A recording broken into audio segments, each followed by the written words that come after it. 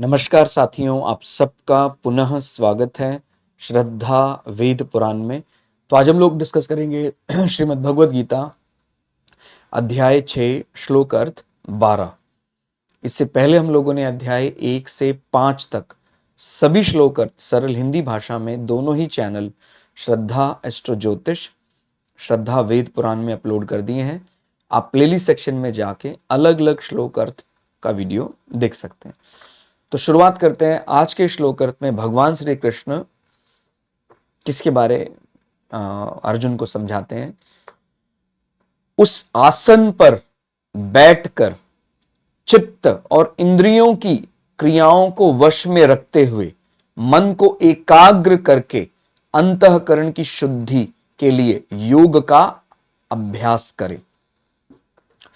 तो इससे पहले वाले श्लोक को आप समझेंगे तो फिर किस प्रकार का हमारा आसन होना चाहिए, आसन क्यों होना चाहिए, सब बातें समझ में आती हैं 11वें श्लोक अर्थ में। और फिर क्योंकि मन जो है उसको कोई शुरुआत में उसको कोई एक विषय देना पड़ता है, यानी अगर हम अध्यात्म में भी जा रहे हैं तो वहां पर भी कोई ऐसा नियम अनुशासन बनाना पड़ता है कि भाई ये एक निश्चित जगह हमने कर दी है, हमारे संध्या के पात्र, हमारा आसन वो निश्चित हमने कर दिया है। और फिर जब वो निश्चित हो जाता है फिर धीरे धीरे उस आसन में बैठने का अभ्यास बढ़ाएं। ठीक हो गया। उस आसन पर बैठकर चित्त और इंद्रियों की क्रियाओं को वश में रखते हुए, माने जितना ज्यादा व्यक्ति ध्यान में बढ़ता जाएगा उतना ही ज्यादा उसकी जो सांसें हैं और उसका चित्त है, इंद्रियों की चंचलता है, वो संयमित होने लग जाएगी। माने अगर कोई, आप समझ सकते हैं कि बहुत ज्यादा चंचल मन है, बार बार विषयों में लग रहा है, तो वो उसकी जो सांसें हैं वो भी संयमित नहीं होती हैं। माने बहुत छोटी छोटी सांसें लेने लग जाता है, उसकी सांसें अनियंत्रित होती हैं। और लेकिन जो बड़े लंबे समय से ध्यान योग में अभ्यास कर रहा है उसकी फिर जो श्वास है वो भी गंभीर हो जाएगी, उसका जो समय अंतराल है वो भी बढ़ जाता है। जितना ज्यादा मन शांत रहेगा उतने कम पान अपान वायु के प्रयोग से वो अपने आप को नियंत्रित रख सकता है। तो इस प्रकार से हमें जब हम आसन पर बैठेंगे तो अपने चित्त को, इंद्रियों को, उसके विषयों को शांत रखे, वश में रखेंगे, तो धीरे धीरे फिर हमारा जो मन है वो अंतःकरण हमारे परमात्मा की ओर जाने लग जाएगा। ठीक हो गया। नहीं तो ये तो मन बड़ा चंचल है, संसार को छोड़ने के लिए तैयार ही नहीं होता। और जब हम इसमें बहुत लंबा अभ्यास कर लेंगे तो हम अंतःकरण की शुद्धि के लिए योग का अभ्यास करने के बाद जो अगला पड़ाव है वो परमात्मा प्राप्ति, परमानंद, वहां पहुंच जाएंगे। हालांकि इसमें बीच में हमें कई प्रकार के, आप इसको चाहे प्रलोभन मान लें, चाहे हमारी बुद्धि की कमी अभी भी शेष है, इसलिए हम अलग अलग प्रकार की सांसारिक सिद्धियों में फंस जाते हैं। ये बात यहां समझने जरूरी है कि जो संसार में मिलने वाली, माने जब आप ध्यान योग में बैठेंगे तो आपको निश्चित रूप से एक प्रकार का लोभ में मिलता है कि आप वहां तक मत पहुंचे, इससे पहले आपको ये एक सिद्धि मिल जाएगी, ऐसा वो आपका काम सरल हो जाएगा। लेकिन जब हमारे मन में हमने तय ही कर लिया कि भाई संसार तो माया जाल है, इस माया जाल में यदि हम कुछ सिद्धि प्राप्ति भी कर लें तो वो तो एक खोटा सिक्का है, माने उसका कोई औचित्य है ही नहीं, उसका सुख जो है वो आजीवन रह ही नहीं सकता। आपको कोई भी सिद्धि प्राप्त हो जाए तो जब ध्येय एकदम क्लियर हो जाता तो फिर कोई भी सिद्धि, कोई भी ट्रैप, कोई भी माने फंसने का कारण नहीं होता है। माने ये चीज एकदम क्लियर होनी चाहिए कि जब आप ध्यान योग में भी जाएंगे तो सिद्धि के रूप में आपको कुछ ऐसी चीजें प्राप्त हो सकती हैं, लेकिन वो आपको संसार में ही लगाए रखेंगी, निकलने नहीं देंगी। और जब आपने ध्येय, अपना विजन एकदम क्लियर कर दिया, भाई अब तो मुझे परम पिता परमात्मा को ही समझना है, जो मेरा वास्तविक देह, हम सबका वास्तविक देह। कब तक हम इस झूठे माया जाल में फंसे रहेंगे? वही बार बार वही रूटीन फॉलो करना, सुबह उठो, फिर हम ये करो वो करो, फिर अपने बाद हमने विवाह किया, शिक्षा पूरी करने के बाद फिर विवाह के बाद फिर संतानों को बढ़ाया, उनकी शिक्षा का ध्यान किया, फिर उनके बाद उनके आगे संतानों। तो ये क्या एक जन्म के बाद, दूसरे जन्म के बाद, तीसरे जन्म, क्या बार बार यही करते रहेंगे? कोई इसका अंत भी है? कब हम उस आनंद को भोग सकेंगे जो वास्तविक आनंद है? ये बात समझनी है।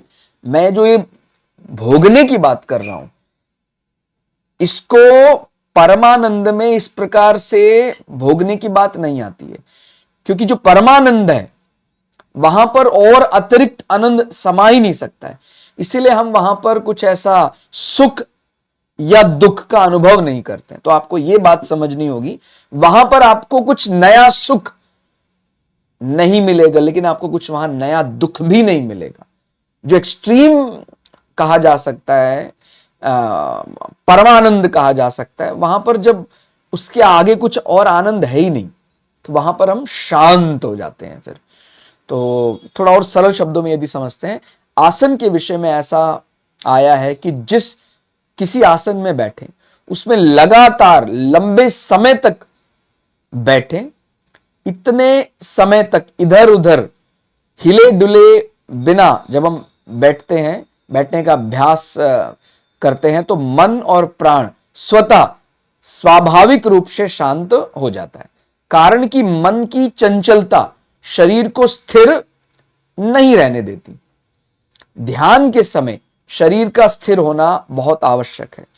अब जब मन को शांत करेंगे तभी आप आगे परमानंद की तरफ बढ़ पाएंगे, नहीं तो मन तो आपको बढ़ने ही नहीं देगा। मन का जो मॉड्यूल, उसका जो डिजाइन किया गया है, मन उसका माने उसका रूट कॉज ही क्या है? मन कि वो संसार को पकड़ना चाहता है। तो आपको इसको काबू में रखना पड़ेगा। जैसे घोड़े को चाबुक से काबू में रखते हैं कि नहीं, ध्यान में बैठा है तो अब कोई विषय आना है तो उसके साथ चिपकना नहीं है। कोई विषय मन में आएगा तो अपने आप चला जाएगा।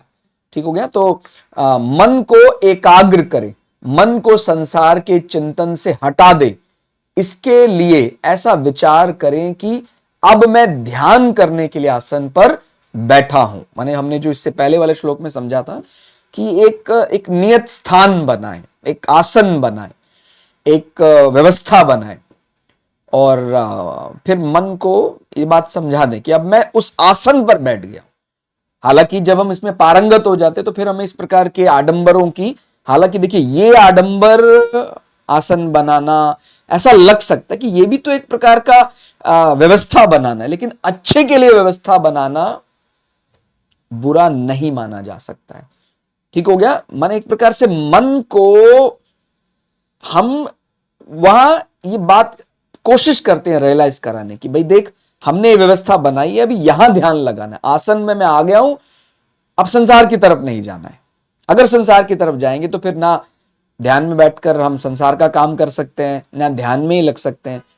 तो एक प्रकार से हमने समय को नष्ट कर दिया। शुरुआत में मन को संसारिक दृष्टि से ही समझाना पड़ता है, ऐसे मन नहीं मानता है।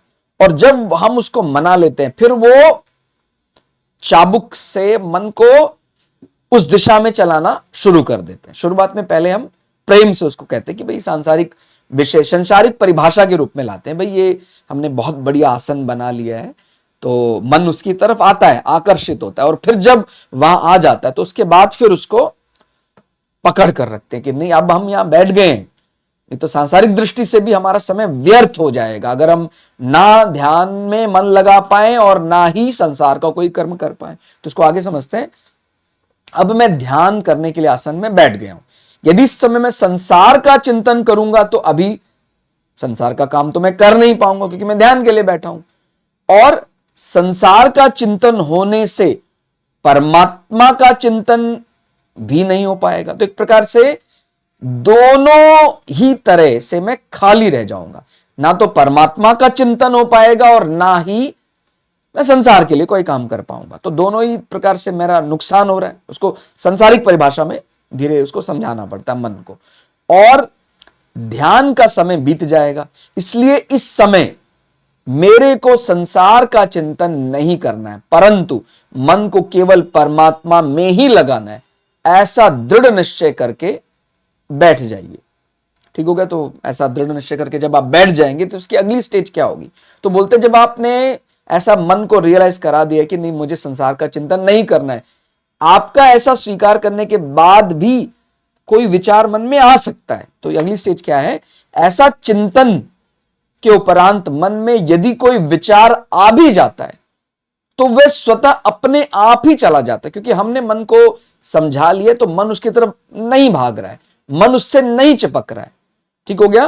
क्योंकि मन उसमें लगता माने लगना ही नहीं चाहेगा तो उसका दोष हमें नहीं लगेगा और वह विचार स्वतः समाप्त हो जाएगा। ठीक हो गया? तो ये बात अच्छे से समझनी है कि भाई हमने मन को ये समझा दिया कि भाई अब हम कोई विचार उत्पन्न नहीं करेंगे, अभी हम आसन में बैठे हैं, ध्यान में बैठे हैं, परमात्मा के ध्यान में बैठे हैं। तो ये जो वास्तविक पूजा तो इसी को समझना चाहिए। हम जैसे अलग अलग प्रकार हमने भगवान का माने विग्रह सजाया, भगवान की मूर्ति रखी, और उसको उसके बाद अगला स्टेप क्या होना चाहिए था कि हम उस भगवान के ध्यान में मग्न हो जाएं। अभी हमने भगवान की मूर्ति सजा ली, भगवान के वस्त्र, उनको आभूषण पहना दिया, हमारे मन में ये सब है, लेकिन अगला स्टेप भी तो हमें समझना चाहिए था। जैसे मैंने बोला, आसन की तैयारी वास्तव में क्या है? एक प्रकार का हमने संसार का साधन रूप में हमारे पंचपात्र तैयार कर लिए, संध्या के लिए हमने वस्त्र निकाल ली, हमने स्थान तय कर लिया। इसी प्रकार से कोई साधक है, वो उसने भगवान की मूर्ति बना ली, प्राण प्रतिष्ठा कर ली, अब तय कर लिया उसने कि भगवान सामने है। अब अगला स्टेप क्या होना चाहिए था? ध्यान करना चाहिए था। लेकिन केवल आसन तक ही सीमित नहीं रहना है कि मेरा आसन मैंने बना लिया, मेरे पंचपात्र हैं, बस ये। अगर वो संध्या के उसके पास वस्त्र हैं, संध्या का उसके पास उसके अलग स्थान, उसका आसन है, उसके जो बर्तन है, उसके संध्या के पात्र हैं, लेकिन अगर उसका उपयोग वो ध्यान में नहीं कर पा रहा है, माने वो उसको जो इस प्रकार से आप संध्या मंत्र नहीं जान पा रहे हैं, आगे नहीं बढ़ पा रहे हैं, और वो मन एकाग्र नहीं हो पा रहा है, तो फिर व्यर्थ हो जाएगा। तो आपको ये बात समझनी है कि भगवान का जो विग्रह हम कर रहे हैं वो इसलिए कर रहे हैं ताकि मन लग सके, और अगर मन लगा ही नहीं है तो हमने जो भगवान की मूर्ति को सजा दिया है, फिर उसका लाभ कैसे प्राप्त होगा? तो आपको ये बात समझनी है। उसका जितना लाभ सांसारिक दृष्टि से मिलना था वो हमने ले लिया। भाई हमने भगवान का विग्रह तैयार कर दिया, भगवान का अच्छा स्वरूप बना दिया, आसन अपने बैठने के लिए बना लिया, और उस अपने माने हमें कोई कष्ट ना हो, सुविधा अनुसार उसमें बढ़िया रेशमी वस्त्र बिछा दिया, बढ़िया पात्र तैयार कर लिए, अपने लिए भी सुविधाजनक वस्त्र पहन लिए। लेकिन ये सब क्यों किया हमने? ये अच्छा आडंबर या बुरा आडंबर, ये समझना है। एक प्रकार से संसार से निकलने के लिए हमने ये व्यवस्था बनाई, तो ये अच्छा आडंबर माना जा सकता है यदि हम इसका प्रयोग ध्यान योग के लिए कर पाए। लेकिन अगर हम इसके आगे स्टेप बढ़ ही नहीं पाए तो इसको पूर्ण रूप से आडंबर ही माना जाएगा फिर, कि मैं बढ़िया बढ़िया कपड़े पहन रहा हूं, मैंने संध्या के बड़े बड़े महंगे पात्र खरीद लिए, मैंने आसन सिंहासन मैंने बहुत बड़ा बना लिया, लेकिन मैं ध्यान ही नहीं कर पा रहा हूं। तो ये अंतर आपको समझना है। कहीं आप वहीं तक सीमित ना रह जाए, मैंने आसन बना लिया, बढ़िया वस्त्र पहन लिए, भगवान का विग्रह तैयार किया, क्यों? ताकि मैं भगवान के ध्यान में लग सकूं। ध्यान हम कर नहीं रहे तो फिर तो ये आपको कहीं नहीं ले जाने वाला। इसलिए ध्यान आपको बहुत अच्छे से विचार करना है। वास्तविक पूजा हम अंतर मन में जाके भगवान की आराधना कर रहे हैं ताकि संसार से विरक्ति हो सके, संसार से। और ये हर जगह भगवत गीता में आपको समझ में आएगा धर्म को क्यों धारण किया गया है। ये जो प्रोटोकॉल बनाया गया है, मानक प्रक्रियाएं मैंने बनाई है कि मैं ऐसे करूंगा वैसे नहीं करूंगा, ये सब क्यों किया गया है? अरे ये मुक्ति की प्राप्ति के लिए किया गया था। अगर वो धर्म मुझे मुक्ति मार्ग, मुक्ति तक नहीं लेकर जा रहा है तो उस धर्म का क्या अर्थ है फिर? तो अपने वास्तविक लक्ष्य से भटकना नहीं है अपने को। तो ध्यान रखना, आसन तैयार करने के लिए क्या कहा गया, स्थान बना दिया हमने। अब वहां पर बैठकर हमारा चित्त एकाग्र नहीं हो पा रहा है, इंद्रियां शांत नहीं हो पा रही है, मन को ईश्वर में लगा नहीं पा रहे हैं, या लगाना ही नहीं चाहते, हमें पता ही नहीं अगला स्टेज क्या है, तो फिर वो व्यर्थ हो जाएगी व्यवस्था। तो आपको ये बात याद रखनी है कि, और जब हम ऐसे में बैठते हैं तो फिर मन, हमने तय कर लिया अब हम भगवान के लिए बैठे, तो फिर कोई भी विचार आएगा हम उससे चिपकेंगे नहीं। तो जब विचार से कोई मन में विचार भी आया, हम उसके बारे में विचार नहीं कर रहे, तो अपने आप चला जाएगा, उसका दोष भी अपने को नहीं लगेगा। शुरुआत में दिक्कत होगी, लेकिन बार बार अभ्यास से रोज इसी बात को स्मरण करें कि नहीं, मैं उस विचार से चिपकूंगा नहीं, वो विचार आएगा अपने आप चला जाएगा, आपको कोई दोष नहीं होगा, और भगवान का ध्यान आपने किया है, भगवान की पूजा आपकी स्वीकार होगी, अगली स्टेज बढ़ते जाएगी। तो इसमें आगे एक बात और समझनी है, इस चीज को सुनकर सावधान रहना है। योग एक शक्ति है, ठीक हो गया, जब आप इसमें धीरे धीरे आगे बढ़ेंगे, जिसमें व्यक्ति को रिद्धि सिद्धि आदि का लोभ भी दिया जाता है। मैंने आपको इस सिद्धि प्राप्त होगी, आपको संसार में ये मिल जाएगा, आप बड़े बुद्धिमान हो जाएंगे, आपको यश धन वैभव ये सब मिल जाएगा। लेकिन आप ये समझ रहे हैं ना, ये संसार का ही विषय, जो भी हमें मिला है किसका विषय, संसार का ही। अगर आपका यश बढ़ गया तो संसार में ही बढ़ेगा, और हमने पहले ही समझ लिया इस बात को कि रूट कॉज ही क्या है, हमने संसार को अपना मानना ही नहीं है। मैं संसार में रहता हूं, मैं संसार नहीं हूं, या ये समझे, मैं शरीर में रहता हूं, क्योंकि हम शरीर को भी संसार का ही मान रहे हैं। मैं शरीर में रहता हूं, लेकिन मैं शरीर नहीं हूं, शरीरी हूं। तो जब हम ये समझ जाते फिर संसार का कुछ भी मिल जाए अपने को, वो हमारे लिए व्यर्थ है। वो सारी सिद्धियां किस काम की, कहां ले जाने वाली है, ट्रैप में फंसाए रखेंगी, बस उलझाए रखेंगी। और उसके बाद अंततोगत्वा जब हम बहुत इस्तेमाल कर लेंगे उन सिद्धियों को, तो हमें समझ में आएगा क्या प्राप्त हुआ, कुछ प्राप्त हुआ, माने हम संसार में इतने वर्ष रहे, कुछ प्राप्त हुआ क्या? तो उत्तर मिलेगा वास्तविक लक्ष्य नहीं मिला। 50 साल हो गए इस्तेमाल करते करते, लेकिन संसार में ही अलग अलग प्रकार के माने क्या कह सकते हैं आप उसको, जादूगर की तरह जादू दिखा रहे हैं, बस डमरू बजा रहे हैं बस, लेकिन हम संसार से बाहर नहीं निकल पा रहे। ट्रैप, उस जाल, माया जाल को काटकर परम पिता परमात्मा की तरफ नहीं जा पा रहे, तो व्यर्थ है वो सिद्धियां। तो वो आपको ट्रैप में, जाल में फंसाने का कार्य जरूर करेगी, क्योंकि इतनी सरलता से माया से कोई नहीं निकल सकता है। तो ये जब रूट कॉज अपने को पता है, मुख्य कारण क्लियर एकदम, निकलना किससे है, अपने को संसार रूपी माया जाल से निकलना है। तो ये जो सिद्धियां मिलेंगी अपने को, अगर ध्यान में बैठेंगे तो कुछ ऐसा प्राप्त यदि होगा तो वो संसार के लिए होगा, वो कुछ और माने कोई सिद्धि आपको मोक्ष दे दे ऐसा नहीं हो सकता। आपको स्वर्ग जैसा अनुभव हो सकता है, लेकिन आपको मुक्ति, ये आपने पढ़ा होगा जरूर, भागवत में भी आता है कि राजा मुचुकुंद ने देवराज इंद्र से कहा, मैं अब मुक्ति पाना चाहता हूं, मुझे मुक्ति दे। तो देवराज इंद्र ने कहा, मैं आपको धन वैभव ऐश्वर्य तो सब दे सकता हूं, वो मैं नहीं दे सकता हूं मुक्ति। तो ये फिर अपने को ध्यान रखना है कि जब आप वास्तविक सुख, परमानंद, मुक्ति के लिए निकले हैं, तो फिर बाकी सारी चीजें संसार की हमारे लिए व्यर्थ है, क्योंकि संसार में तो हम रह ही रहे हैं, निकलना ही तो संसार से, उल्टा और ज्यादा संसार में फंसने का डर है। तो ये बार बार माने एक प्रकार की बहुत बड़ी सावधानी, प्रिकॉशन है कि जब आप ध्यान में बैठेंगे तो आपको ये लोभ दिया जाएगा कि आप ये ले लीजिए ना, संसार की कोई एक सिद्धि ले लीजिए, आपको स्वर्ग जैसा सुख यही मिल जाएगा। कहते भैया अपने को निकलना तो इसी संसार से था, यही तो ट्रैप, परमानंद तक पहुंचना था।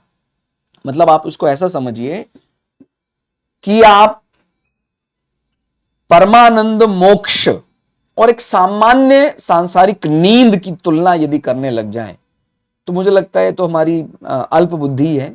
हम मुक्ति को सांसारिक नींद से तो तुलना नहीं कर सकते। कहाँ माने हम सब सोते हैं तो हमें अच्छा अनुभव होता है, हम अपना सारे दुख दर्द भूल जाते हैं, लेकिन ये मुक्ति का पर्यायवाची कभी भी नहीं बन सकता। तो ऐसे ही हम मुक्ति को छोड़कर संसार की किसी सिद्धि में लग जाएं अगर, वो हमें कहीं ले जाने वाली नहीं, वो संसार में ही रखेगी हमें, उल्टा और ज्यादा संसार में फंसा देगी।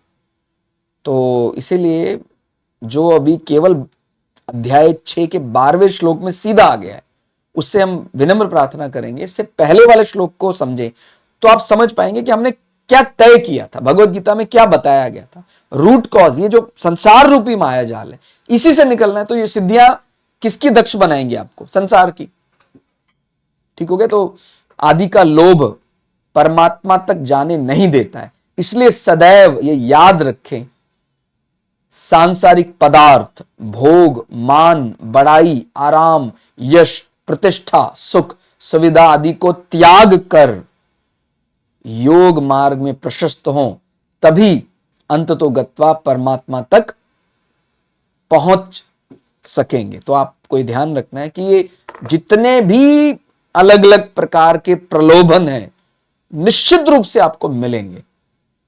और जब हमने तय किया भाई, चाहे मैं 1000 साल मेरी कोई आयु कर दे, लाभ क्या है? चाहे कोई मुझे पूरे ब्रह्मांड का धन दे दे, लाभ क्या है? शरीर मेरा वही है, वही सुबह उठना और वही जीत हार का डर, रोग शोक, ये सब चलता ही रहेगा। मैं अगर मान लीजिए मेरा आयु अनंत साल तक भी हो जाए, तो भी मुझे सुख और दुख का सामना तो करना ही पड़ेगा। तो ये सब प्रलोभन आपको दिए जा सकते हैं। तो पहले ही माने जिसको हम सिद्धि बोल देते हैं, भाई सिद्ध हो गया है, तो उस सिद्धि की तरफ जब व्यक्ति देखना ही छोड़ देता, भाई अपने को चाहिए ही नहीं, अपना विजन क्लियर है, शुरुआत में ही क्लियर था, संसार से छोड़ने का था, वो मुक्ति को पाना है। धर्म को धारण इसलिए किया था ताकि मुक्ति को प्राप्त कर सके। अभी आप हमें अर्थोपार्जन या कामना पूर्ति में फंसा दें और कह दें कि हाँ मिल गया आपको आपका लक्ष्य, तो ये तो कहीं ले जाने वाला नहीं है। धर्म, अर्थ, काम, मोक्ष, धर्म मुक्ति के लिए धारण किया जाता है, ना कि अर्थ और कामना पूर्ति के लिए। वो तो बीच का समय है, क्योंकि अब शरीर है तो अर्थोपार्जन करना है, शरीर है तो कामना पूर्ति भी होगी, लेकिन भूलना नहीं है, शरीर रहते रहते मुक्त हो जाना चाहिए। नहीं हुआ है तो फिर वो व्यर्थ है। तो ये एक प्रकार से हम नियम बनाते हैं जीवन में।